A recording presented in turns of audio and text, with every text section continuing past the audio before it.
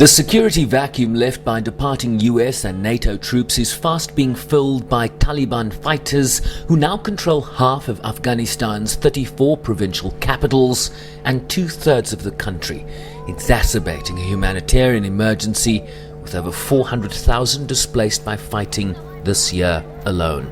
We fear the West is yet to come and a larger tide of hunger is fast approaching. It's no longer a secret the situation has worsened and is becoming increasingly unpredictable. The conflict has accelerated much faster than we all anticipated, and the situation has all the hallmarks of a humanitarian catastrophe.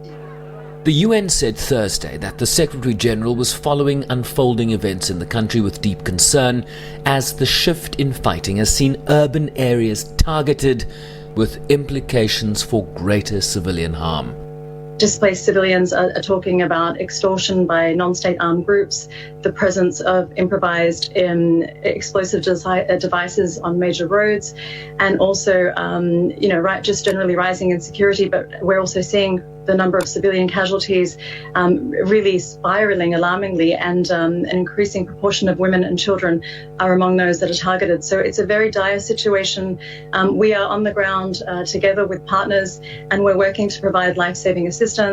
We're also asking the international community to step up support, because this is really critical what's happening now. We're on the brink of a humanitarian disaster. The return of US forces to assist with evacuations comes just weeks ahead of a timeline established by President Joe Biden for the full withdrawal of American boots from the country. He was pressed this week if he had a change of heart. Afghan leaders have to come together. We lost death and injury, thousands of American personnel. They've got to fight for themselves. Fight for their nation. The United States, I'll insist we continue to keep the commitments we made of providing close air support, making sure that their Air Force functions and is operable, resupplying their forces with food and equipment, and paying all their salaries. But they've got to want to fight. I think they're beginning to realize they've got to come together politically at the top, but we're going to continue to keep our commitment. But I do not regret my decision.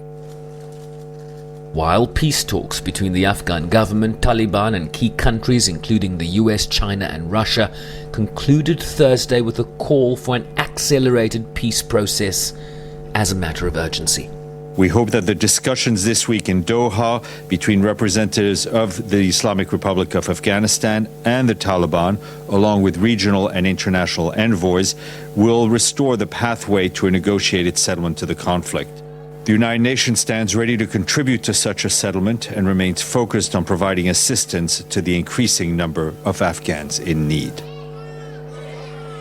The statement issued after the talks also reaffirmed that foreign capitals would not recognize an Afghanistan government imposed through military force.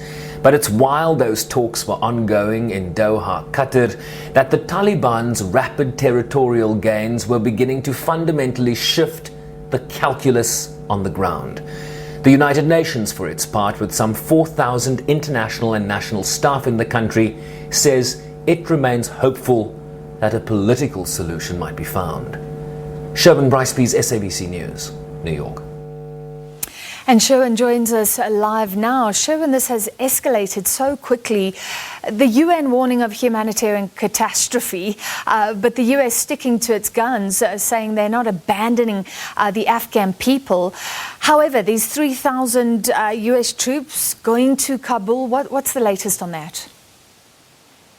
A lot of clarification coming from the State Department, Francis, because as you mentioned, this announcement that 3,000 troops were going back into Kabul as the US is supposed to be ending its boots on the ground in Afghanistan in its totality. Certainly a few weeks away from that September the 11th deadline that was set by President Biden in April. A lot of confusion as to what the role of these 3,000 boots would be, particularly given different conversations around this being an evacuation force. You certainly don't now need 3,000 soldiers to evacuate the size of the population we're talking about in terms of the staff at the embassy, be that international or national Afghan staff. But this is how Ned Price, the spokesperson for the State Department, framed what was going on there. This is what he said. Watch.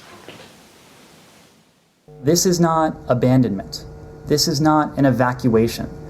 This is not the wholesale withdrawal. What this is a reduction in the size of our civilian footprint.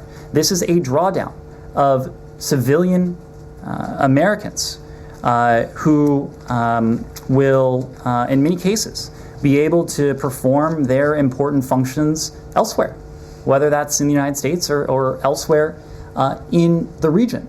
So the message shouldn't be, the implications of this shouldn't be outsized.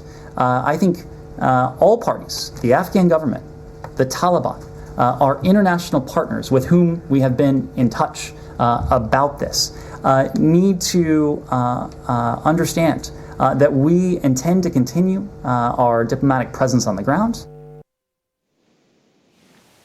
So while the State Department is saying this is not an abandonment, what security analysts are telling us is that at the very least this was a miscalculation on the part of the United States in terms of their withdrawal, having to now send in 300 boots. And the theory, the running theory here, Francis, is that Joe Biden is erring on the side of caution here. He does not want to see a repeat of what happened to the U.S. consulate in Benghazi in Libya in 2012, of course, attacked by militants, losing a U.S. ambassador, Christopher Stevens, and a Foreign Service aide during that attack, not wanting to see a similar situation develop, given the speedy trajectory of the Taliban's advance towards Kabul in Afghanistan today, Francis. And Sherwin, moving away from the Americans, looking at the general populace, this number is incredible. 18.4 million people are heading towards 20 million people in need of humanitarian assistance in the country.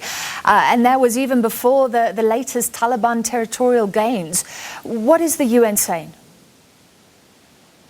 Yeah, the United Nations says at least 400,000 Afghans have been displaced by fighting in the country this year alone. And let's remember, they've been fighting in this country now for close on 20 years. Stefan Dujarric in his daily briefing a short time ago talking about they're taking this one day at a time. They are evaluating security on an hour-to-hour basis, assessing where to lighten the footprint of the United Nations. Remember, the UN has a mission called UNAMA, the assistance mission for Afghanistan. It's a political mission, but a lot of their work is focused, Francis, on the humanitarian needs on the ground. The UN's refugee agency spokesperson, Shabia Mantu, spoke to this, the impacts in particular on women and children. Watch. The human toll of spiraling hostilities is immense. The United Nations Assistance Mission has warned that without a significant de-escalation in violence, Afghanistan is on course to witness the highest ever number of documented civilian casualties in a single year since the UN records began. We are particularly worried about the impact of the conflict on women and girls. Some 80% of nearly 250,000 Afghans forced to flee since the end of May are women and children. What we have continued to sort of raise the alarm and been reporting as the disproportionate toll that civilians, including women, children, the most vulnerable, are really paying for what's happening on the ground.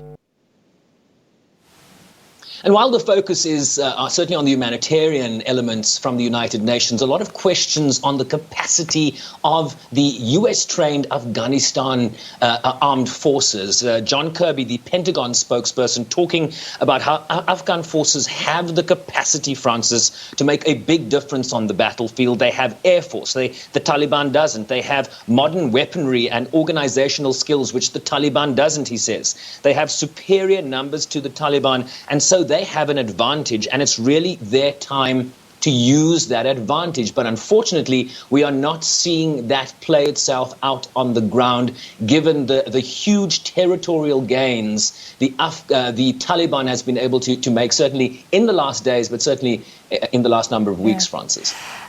Parallel to that, what do we know about the outcomes of the Doha peace talks between the government and the Taliban? Is there any hope there, Sherwin? Well, what we don't have is a deal, right, Francis? What we have is a statement issued by the parties, of course. Present there was the United States, China, Russia, the European Union, and, of course, the two protagonists in this conflict, the Afghan government and the Taliban. They say that the talks urge the two parties to take steps to build confidence, to accelerate efforts towards a political settlement and a comprehensive ceasefire while calling for an immediate cessation of hostilities on the ground. That was a statement released yesterday. Of course, that still hasn't happened.